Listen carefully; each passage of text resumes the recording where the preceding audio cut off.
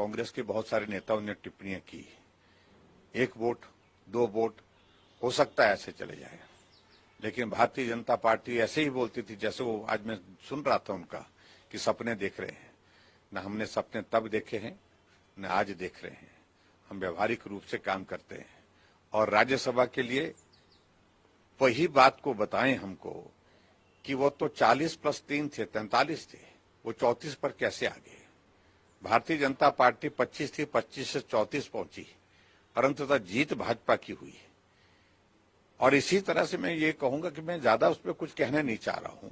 आने वाले समय में क्या परिस्थितियां होंगी, क्या हालात होंगे, किस तरह की चीजें होंगी, उन चीजों को लेकर तब की बात कहनी होगी तब कहेंगे। लेकिन मैं इतना जरूर कहना चाहता हूं, ऑपरेशन लोटस ना भारतीय जनता पार्टी ने करने की कोशिश की, ना करने की आवश्यकता है।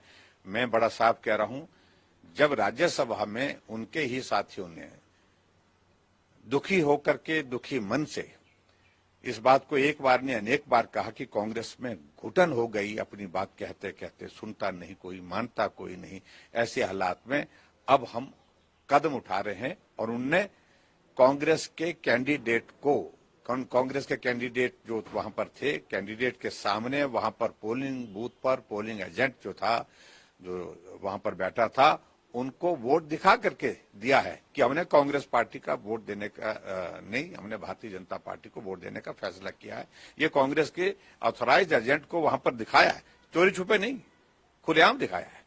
तो ये हिम्मत किसी किसी में होती है। आखिरकार ये परिस्थिति बनी है तो कांग्रेस पार्टी को अपने अंदर आत्मचिंतन करना चाहिए, मैं इतना ही कहूंगा। मुझे लगता है कि वो बहुत बातें बहुत जल्दबाजी में बोलते हैं, और मैं उसको कहूं कि थोड़ा विवेक रखें, सब्र करें। काम करने के लिए कोई भी आदमी कहीं जा सकता है, किसी भी फील्ड में जा सकता है। उसके बाद अगर वो राजनीतिक क्षेत्र में आता है तो मुझे लगता है कि इस प्रकार की टिप्पणियों से उनको बचना चाहिए, उनको नहीं करना चाहिए। और जो मंडी की जो कैंडिडेट है, उन्होंने मंडी का नाम रोशन किया है, मंडी की बेटी है, और फिल्म जगत में काम करते हुए अपनी एक पहचान बनाई है जो सहज नहीं है। और उस पहचान के बाद अब राजनीतिक क्षेत्र में आने का उन्होंने जब निर्णय किया है, पार्टी ने उनको हमारी टिकट दिया है, और मुझे पूरा भरोसा है कि यहाँ पर भी उसी जज्बे के साथ वो काम करेंगी, लोगों की सेवा करेंगी। और मुझे लगता है कि बहुत जल्दबाजी कर रहे हैं, मुझे मालूम नहीं क्यों उतनी जल्दबाजी में है, और वो संयम रखें, सब्र रखें। भारतीय जनता पार्टी का नेतृत्व तय करता है किसको कैंडिडेट देना है, और ये हमारी पार्टी का अंदरूनी मामला है।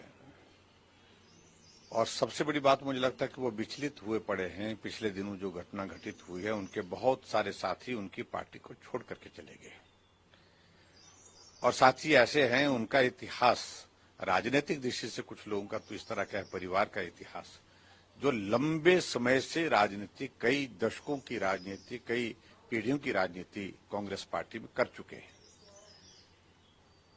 आखिरकार वो लोग ऐसे हालात में विवश क्यों हुए जब वहां ठीक नहीं था, सब ठीक नहीं चल रहा था, तो उसके बाद ही ऐसे हालात बने। अगर वो लोकतांत्रिक व्यवस्था में विश्वास करते हुए इस बात को कहते हैं कि हम इस विचारधारा को अब छोड़ना चाहते हैं, अपनी पार्टी हमारी भारतीय जनता पार्टी होनी चाहिए, हम मोदी जी को मजबूत करना चाहते हैं, तो उसके लिए मुझे नहीं लगता कि उनको कोई आपत्ति होनी चाहिए। और आपत्ति के बाद ये भी मैं कहना चाहूँ कि उनके कोई सुझाव भी इस बारे में मांगे जाएंगे कि भारतीय जनता पार्टी में इसको हम लेंगे या नहीं लेंगे, वो हमारी पार्टी का विषय है। मुझे लगता है कि उनको यहीं तक अपनी बात कहनी चाहिए। और हिमाचल प्रदेश में जिस प्रकार से कांग्रेस पार्टी अस्त व्यस्त हो गई, बिखर गई, टुकड़े टुकड़े होकर के वो आने वाले समय में होने वाली है, क्योंकि बहुत सारे साथी चले गए उनके, बहुत सारे साथी जाने की तैयारी में हैं, और ऐसे हालात को देख करके कांग्रेस पार्टी का भविष्य जहां देश में नहीं है, वहां हिमाचल प्रदेश में भी नहीं है, ये उनके लिए बहुत बड़ी चिंता का विषय बना हुआ है।